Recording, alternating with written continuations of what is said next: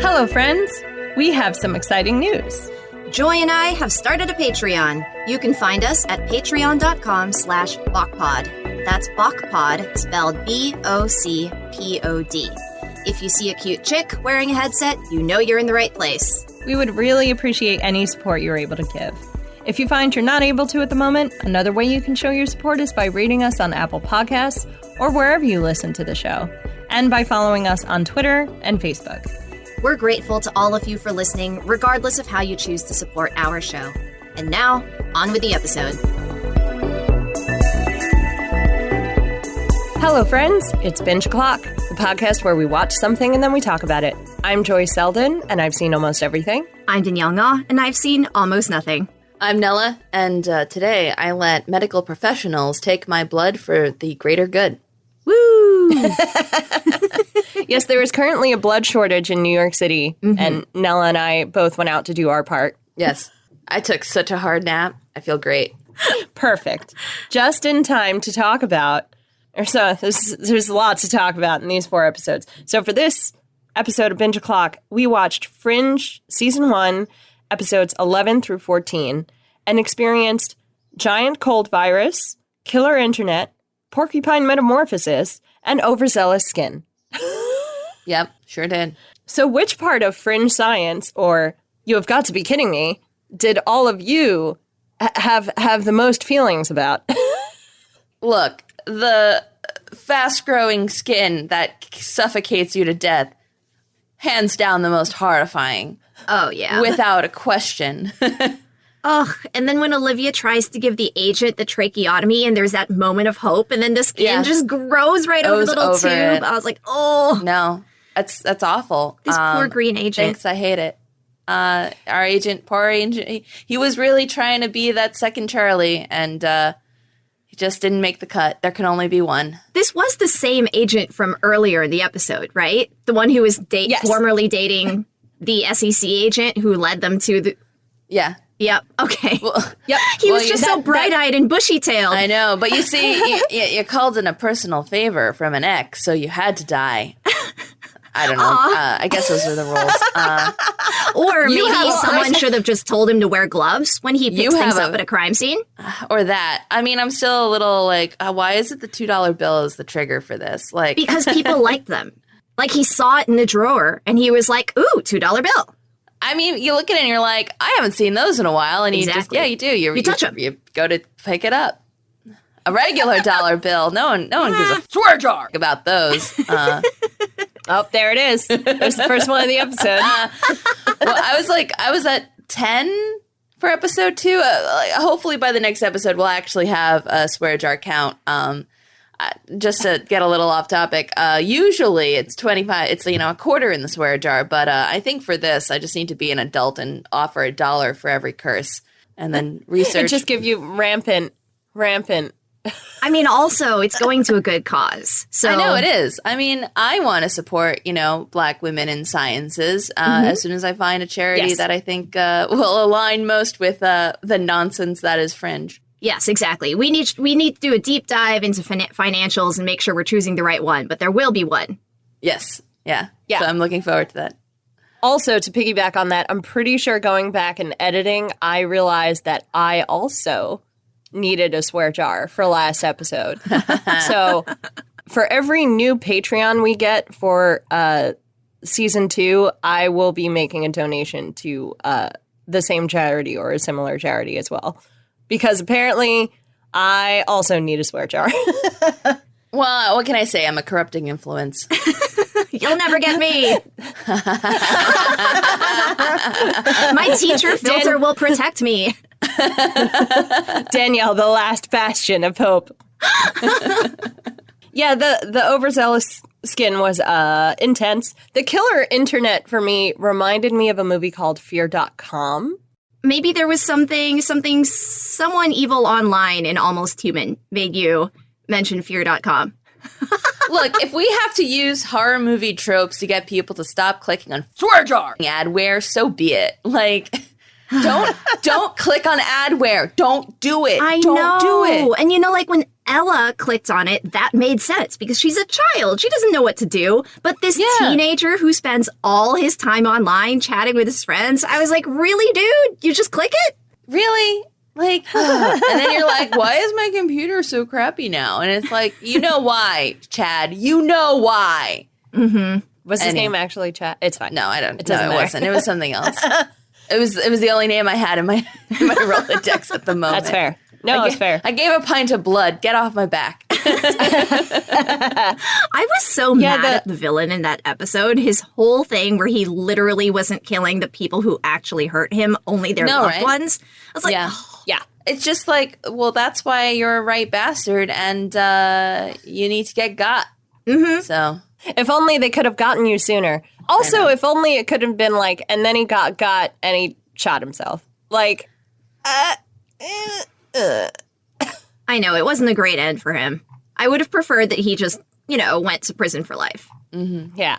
Now, on the other hand, as somebody who's we go from an extremely irrational villain to someone who's like unwilling villain with this poor porcupine monster, where he's just like, he does the little test in the bathroom, he realizes he's about to change, and he tries to be as rational but as urgent as possible, and the entire plane crew's like, You're scaring us, sir. You should be scared. Look, where are your sedatives? Look, okay. Here's the thing. Like, I really enjoyed that episode, the transformation 13th episode, because it pretty much took the pilot episode and made it a little better. Like, instead of we're still in the John Carpenter school of horror and a body transformation, but really love the monster design.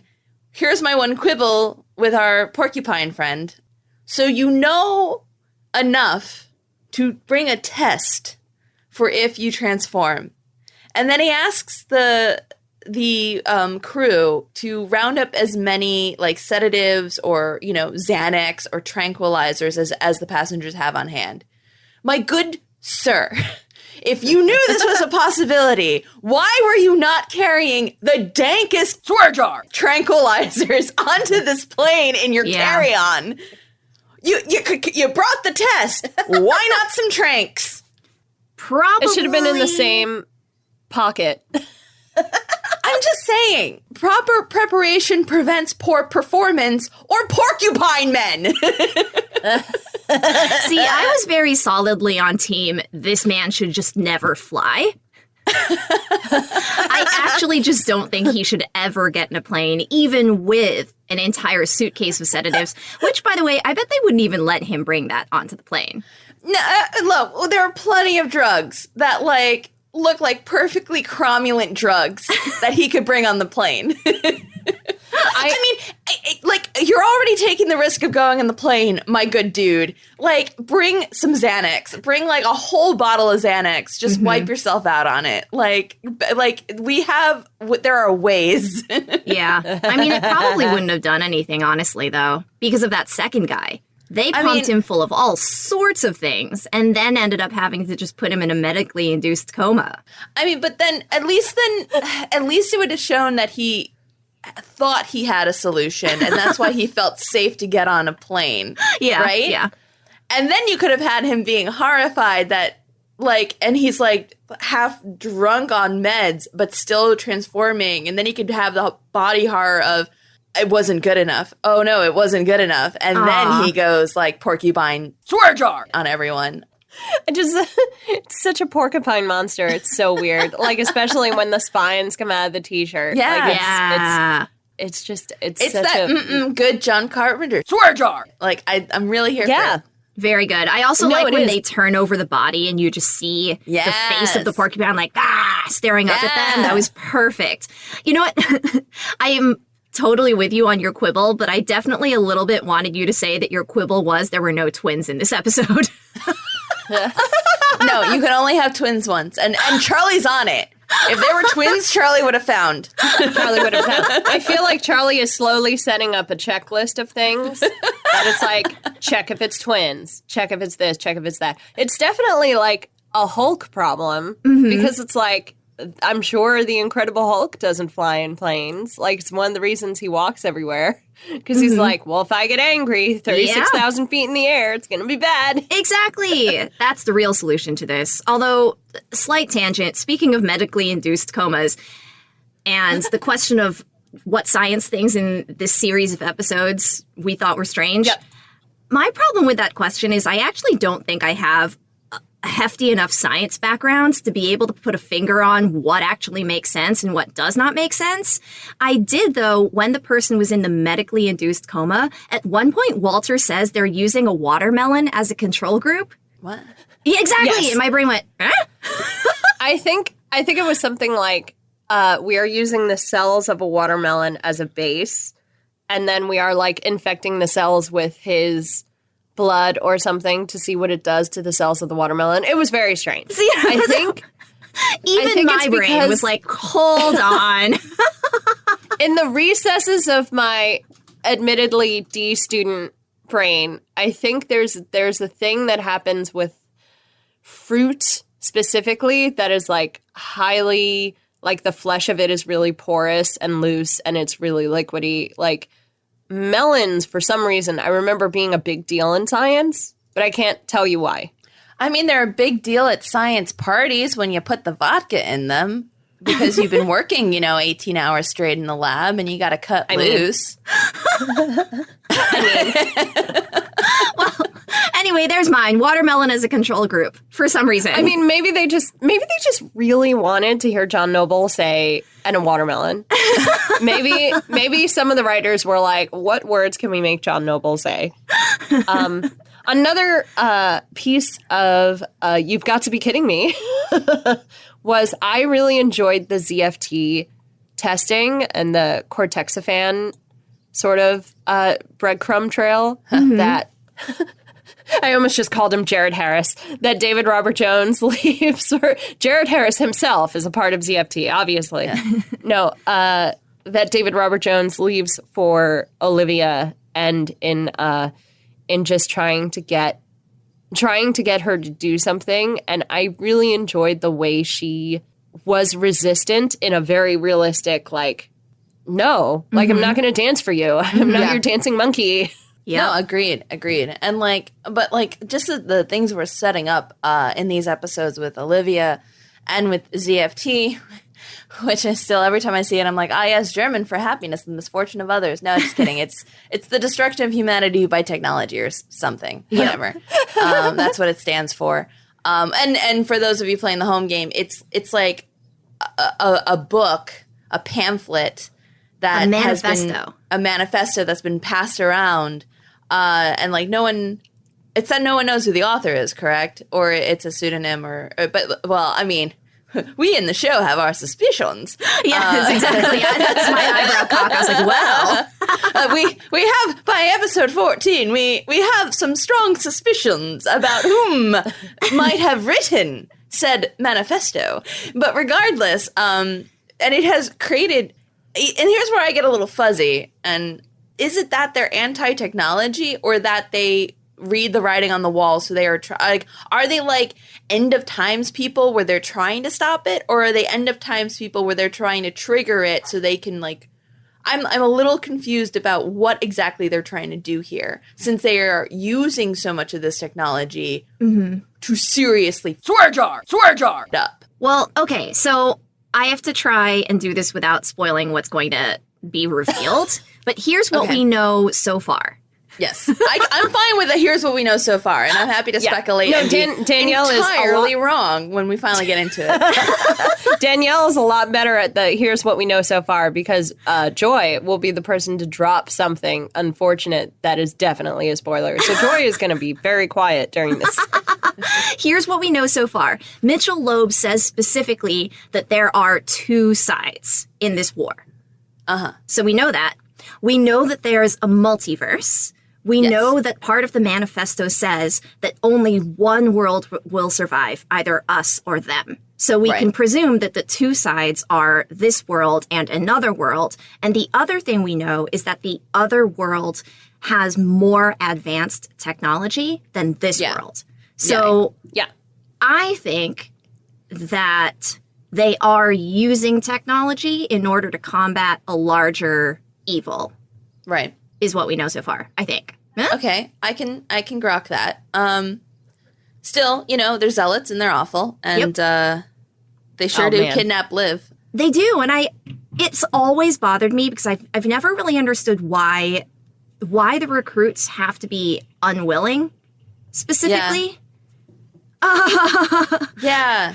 I, too, am upset by this because inevitably I'm like, why do you want skeptic recruits? I understand the really super great high you're going to get when you recruit someone who is a skeptic and then you turn them to your side. But what about the people who are like super willing to be here and just interested in your work? Is it because we already did the choice of the blue pill or the red pill is yours with the Matrix, and we had to do something a little different? And by different, I mean coercion and kidnapping. Yeah. Or skeptics ask questions, and so coercion and kidnapping of children? Of children. Yes. Yeah. Of children? Or, skeptics ask questions, right? And so when you eventually get a skeptic over to your side, they are sometimes the most intense fanatics because they've asked all the right questions and because now they believe this thing to be true. Maybe. Well, I don't know if this is a science thing that bothers me, but in the first episode where they're killing the immunologists because they were going to become the CDC task force to fight against pandemics. So they were going to become the CDC task force against pandemics. And so I'm based on our country's actual response to an actual epidemic, I don't think murder even had to be on the table. Obviously. Yeah, they were trying too hard. The blessed faith in America's ability to lead anything is what a world. What a innocent, beautiful thing. so precious and yet so fake. Well, if we just get rid of 2 scientists, it'll be fine. No. You got to think bigger than that. I'm telling you from the future. It gave me a little bit of a bummer of just you think they're actually going to be able to respond to a epidemic in a way that but I mean in real talk though, I mean I'm making jokes at it, but the thing about studying pandemics and epidemics in particular are that there are so many instances where things that could have become those things didn't. So therefore you don't unless you've studied them, you don't know thousands and billions of people could have died, but we stopped it in time because we had our swear jar together, and in the last 2 years has really been a clawing our way back to having our swear jar together, clawing our way up swear jar mountain back to having it together. Yeah, trying not to get drowned up swear jar. So I had a lot of feelings of that episode 11. And we'll just leave it there. I, too, had a lot of feelings about that. If I could punch a cold virus in the face, if you could make me a giant common cold that I could just punch to death, so much easier. Also, speaking of incapacitating the cold virus, it's still one of my favorite Walter moments that he puts the trash can over the cold virus and he's trying to keep it down and he's like, oh, things used to happen like this in the lab all the time. Makes me nostalgic. Makes me nostalgic. I loved that moment. I also like later in the episode when Walter has his hands inside of the thing and he's dosing the giant cold virus with something. Yes. And Peter's like, is that LSD? Now look, am I getting tired of it always being LSD? 100% yes. However, there was a pretty good setup payoff in that episode where he was in fact dosing an insect with LSD. And no, this is just, decongestant. It's a common cold after all. Is that how decongestants work, by the way? Not like that. Not like that. Not like that. Now I'm actually curious. How do decongestants work? Huh. Yeah, but if you're looking on a scale basis, you would have to drop this thing into a swimming pool sized vat of decongestant.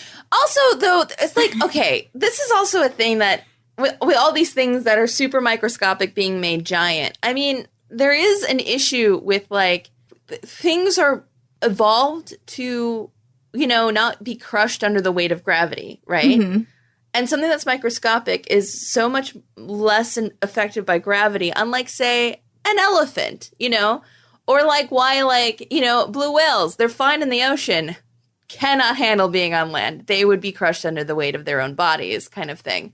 So a part of me is like, you make a giant coal virus. How is it not being crushed to death, actually? You're trying to apply actual science to the sci-fi-ness of the show, and I have to tell you, it's not going to read. That is an excellent point, Joy.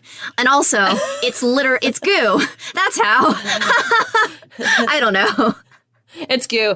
If we ever get a chance to watch Farscape, which I hope we do because I absolutely adore Farscape, and I would love to show it to you, Danielle. But there's a part in it where one of my favorite characters, they all shrink down in size, and the scientist is like, how are we even able to breathe? What is even happening right now? Like, none of this should work. We should all be dead. And one of my favorite characters just goes, look, when you've lived as long as I have, you don't question why you're still alive.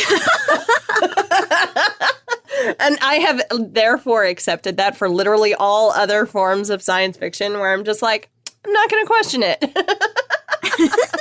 Which I know also makes for very fun to try and question it and trying to figure out the actual science. But I think you'll just be disappointed. Or this might be the sort of situation where an actual scientist would explain to us how this could possibly work. Yeah. I just am in a real don't know kind of territory here. Hey, if we have any actual scientists who have the answer to this question, like on a call to just be like, hey, so what would happen if you made the common cold as big as a small squirrel? Right. Like, what? Please tell us. I'm imagining that meteorite Tumblr post, except with an explanation about this common cold. Correct. I would read that. I would read that and repost it. Instant repost. All the science is not sound. It's fine. I think we can probably start chatting about the characters, actually. Do you want to start with Charlie? Because Charlie was so great. Well, hold on. Let me ask. This is a real good news, bad news situation. Do we start with the bad news so that we can end with the good news? Ah, fair. Maybe we start with the bad. Give us the bad news, Danielle. Well, we have to talk about Harris. Yeah. Die in a fire.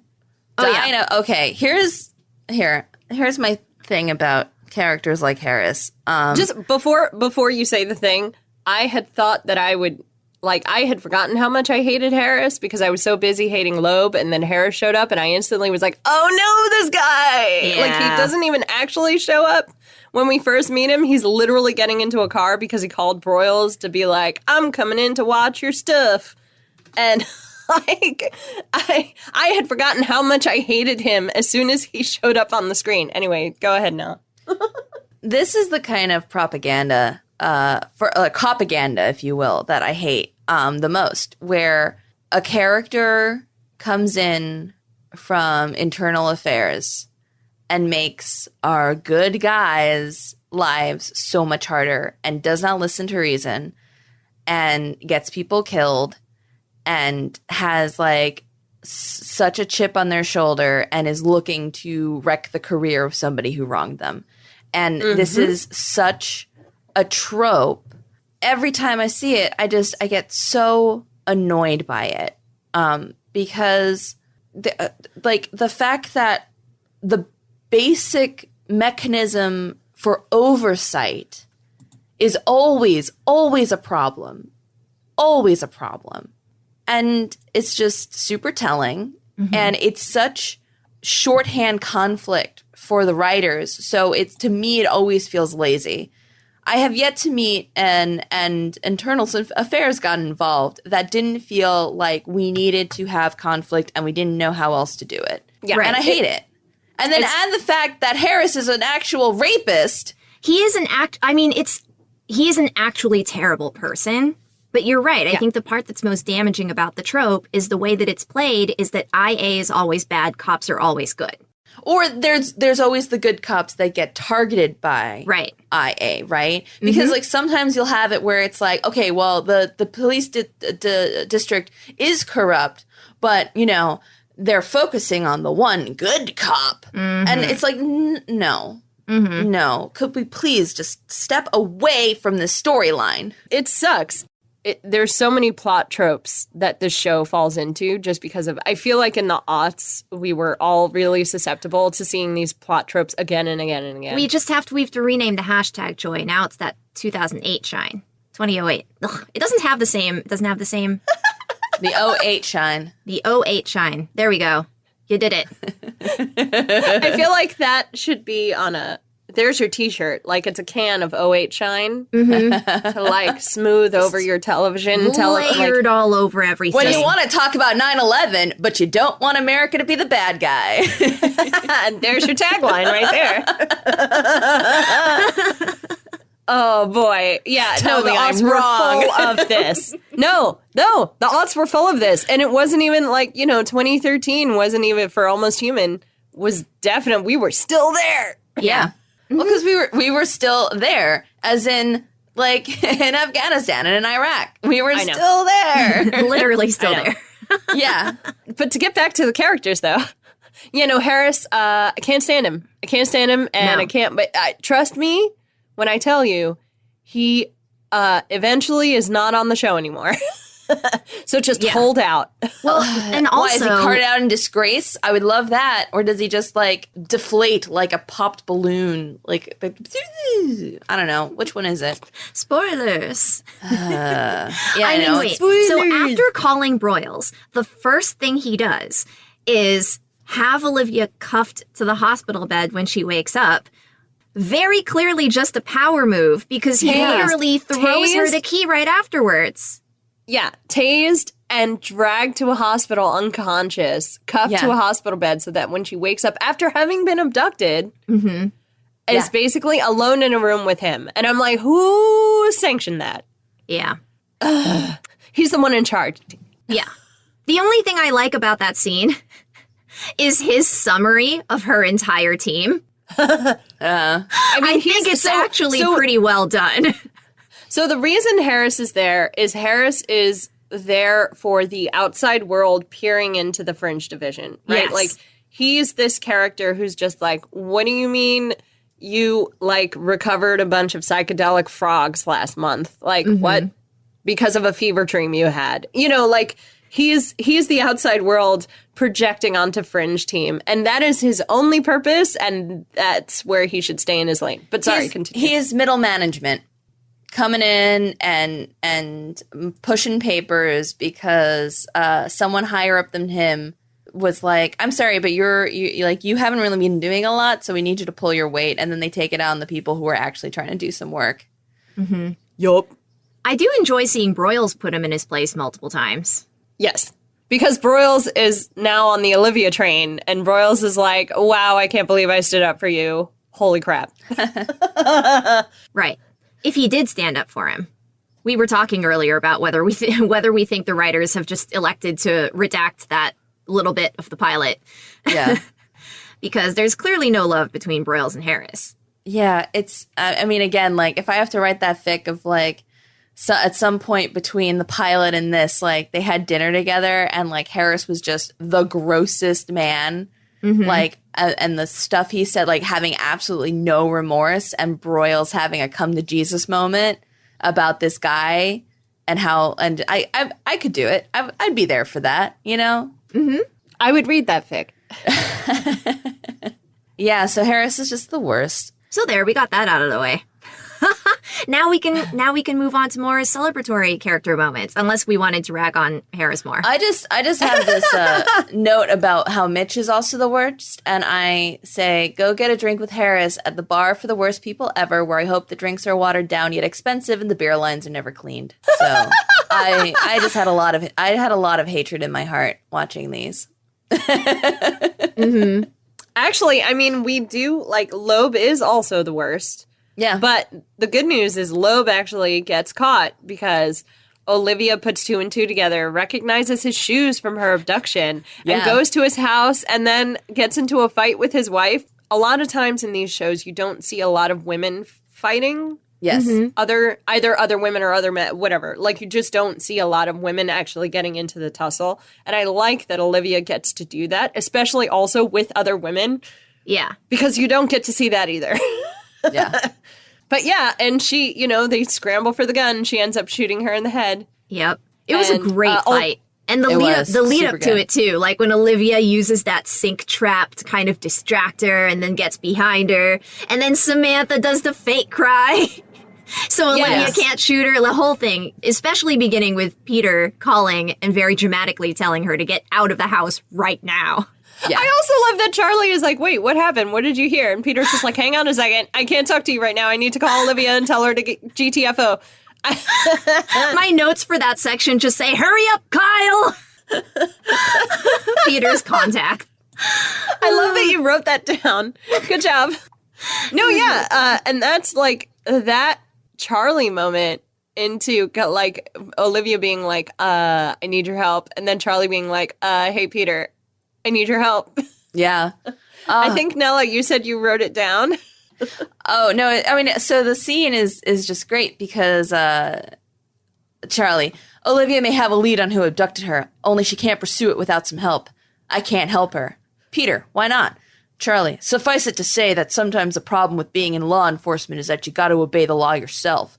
Peter, and you think I'm the guy to break the law for you? Charlie, I'm sorry, I didn't. Peter, oh no, look, you're right. I am the guy to break the law for you. So it's like, it's just such a good scene. He was just messing with him. Classic with Peter. Two dudes. It's good Peter. He's having fun, but he also cares. Like, yeah, of course.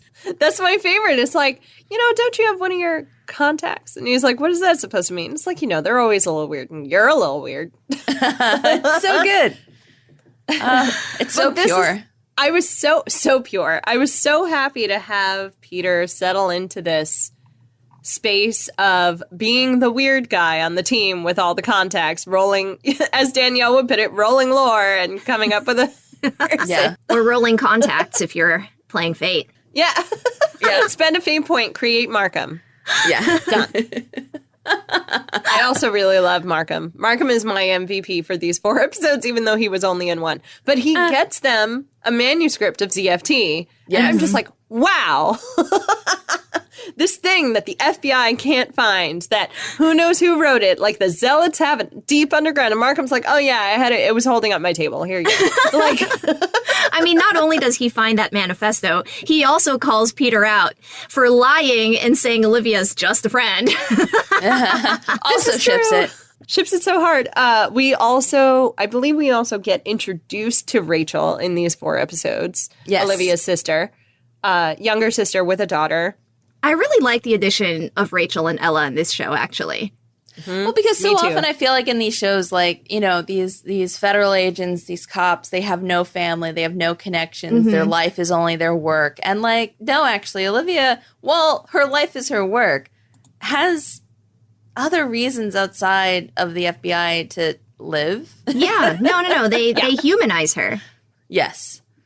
And I'm very here for it. Like, just a little scene of them, like, sharing a glass of wine and her sister talking about, you know, how her divorce is going through. And Liv is just like, well, you can stay here as long as you like. Mm-hmm. And how much she loves her niece, you know. It's very apparent that she is a warm, caring person. And it doesn't feel forced. It feels real. And then, of course, then you have the great bit of Peter's just great with kids. And I'm like, ship it harder, show. Ship it harder. Have you clocked Rachel trying to flirt with Peter really 100%. hard? Yeah, 100. I mean, like, look, like, how she's obviously not? getting it's out of a subtle. It's not subtle, you know. But you know, I do believe that Rachel, like, pretty quickly is going to realize that, like, Peter, while, you know, appreciates a pretty blonde, has eyes for Olivia and isn't gonna has eyes on a different pretty blonde. Yes, I think she's going to look out for her big sis on this one. I have faith in Rachel. She may not be, you know, the brightest fork in the drawer, but I think Rachel... The brightest fork? Don't... I gave a pint of blood. There's your episode title. Brightest fork. That's some Fringe science right there. Hey, listeners at home, if your fork in your drawer is glowing, I would get out of the house. Don't pick it up. That's usually how you die. That's when you would call Fringe, because as Peter says, how come when nobody knows what it is and it makes no sense, they come to us? Have you been dipping in the LSD again? That's how you get bright forks. No, Nella, the bright fork was all in your head. The bright fork is a lie. The bright fork was a psychotropic toad when I was expecting murder butterflies. I do think that these are actually, this is the show hitting its stride. It's up the stakes with the kidnap of Olivia. You start getting into Olivia's possibly weird backstory herself of the reason she's kidnapped is to take a spinal tap to collect fluid to see if she was dosed with a particular type of whatever it is. They don't really say. It's just like some kind of drug.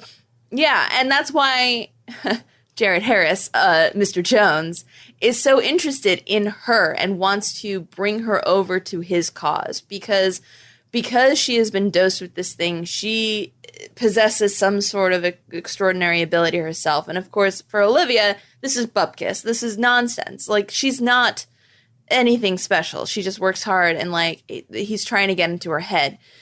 So, of course, she has to dig around because if she can prove this is nonsense, then it's fine. So she follows the bread trail. She discovers that there was a trial of this drug run by Massive Dynamic.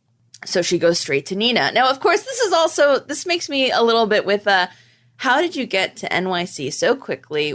And we have a ticking time bomb. You have 7 hours, madam, before a bomb makes everyone orifices close up, skinned over.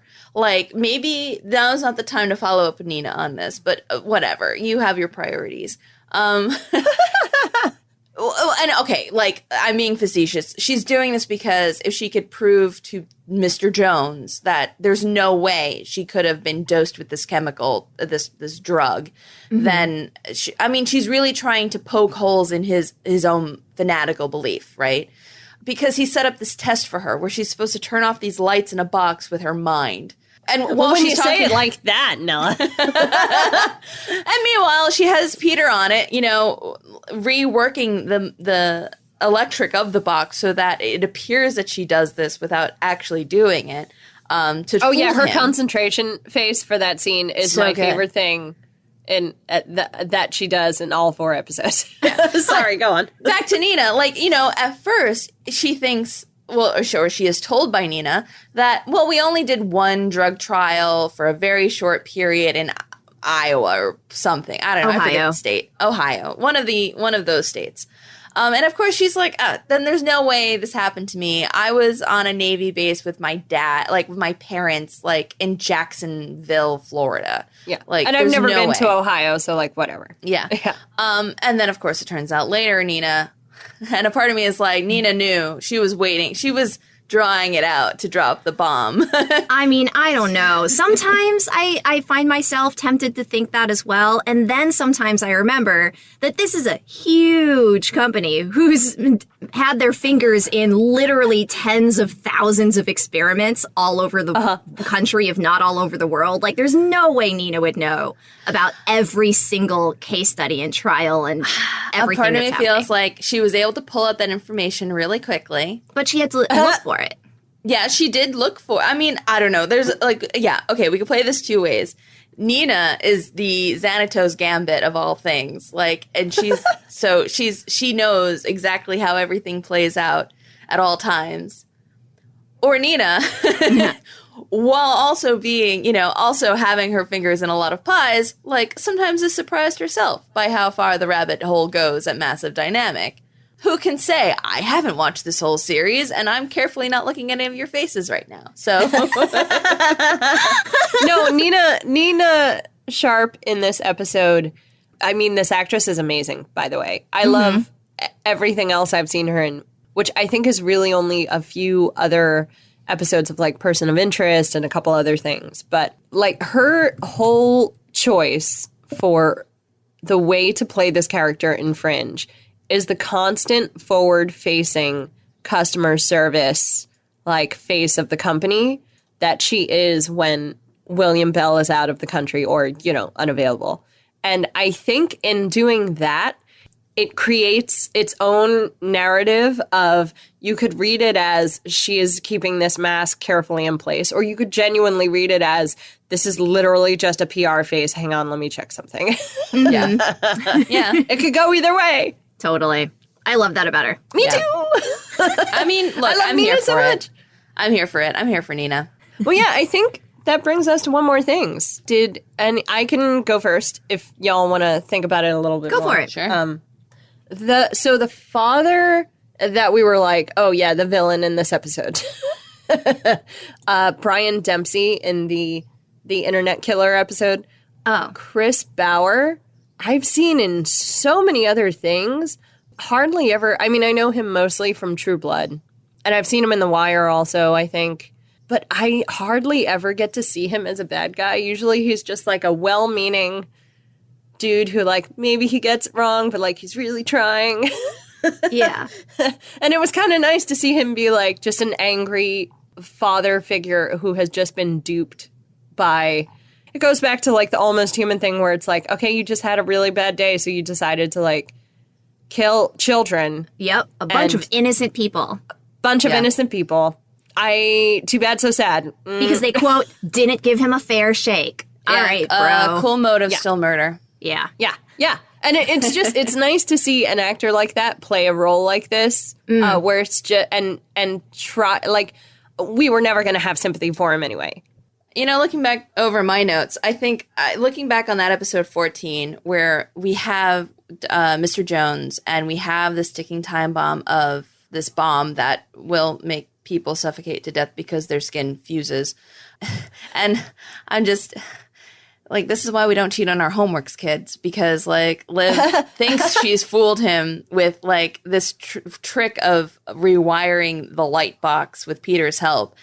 And then it turns out that the way to defuse the bomb is to do the thing with your brain. With your brain. But then it works. So then that's where we get the reveal of Liv. There's more to Liv than any of us know. And, you know, I think that is a pretty freaky thing to discover about oneself. I can't wait to find out where this goes for Liv. But again, kids, don't cheat on your homework, you know. Yeah, if you learned one lesson from that episode, it's don't cheat on your homework. Yeah. Also, my favorite thing is when she calls in because she realizes that the bomb is the test. Mm-hmm. And he, like, it's Olivia, and David Robert Jones is like hyped up on something, and he's so out of it that he just goes, hey, you. Yeah. And I'm just like, oh, no. Well, it's also like, I mean, bless. You know, this is how we know that our bad guys are fanatical and also don't do their homework. Because I feel like if you knew enough about Walter Bishop to be like, so he invented a way to phase yourself. He invented a teleporter, which he called the dis-ray for disintegration and reintegration. If you did enough of your homework to know that he broke the laws of physics, one would assume you would also know that you might not want to experiment it on you with yourself, because he was playing it pretty fast and loose, our Walter.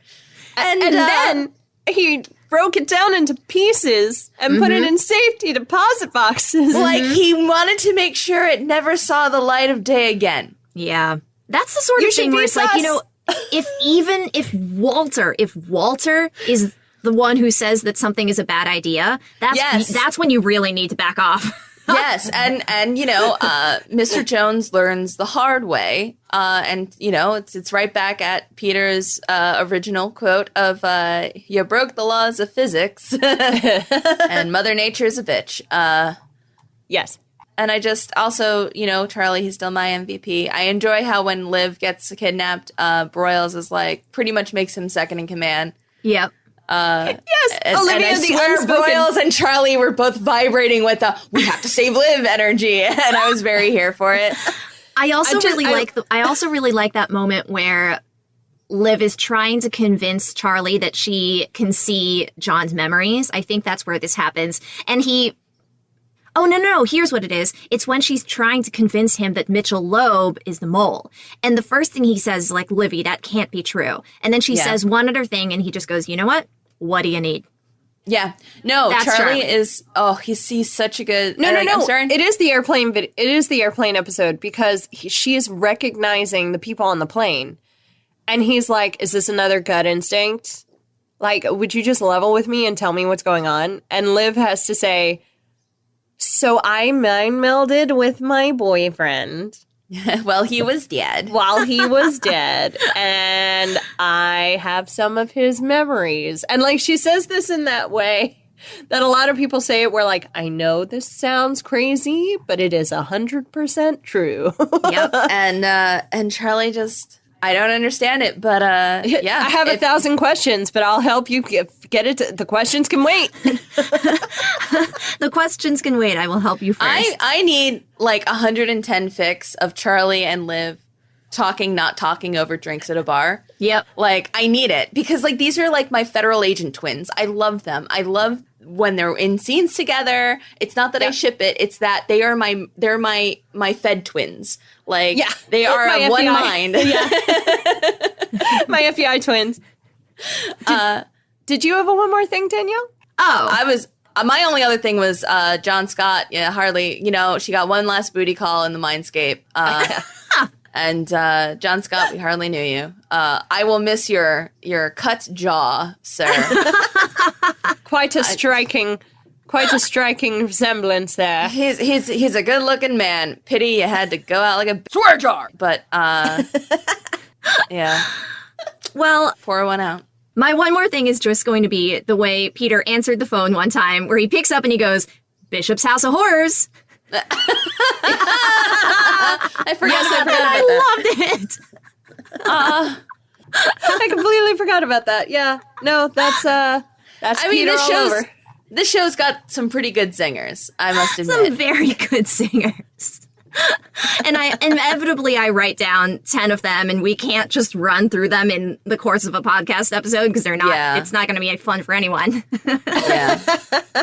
But there it is. There's one. And wait, let me give one more. My other favorite Broyles quote is when he's standing in front of a room full of people trying to give them the marching orders and convince them that this is an important thing for them to do. And he literally says, "I know this label gets slapped on almost everything we do, but this is our highest priority." Get it done as fast as you can. It's fine. It's fine. It's all fine. And do it perfectly. Don't screw anything up. But also, we need it done yesterday. So thanks.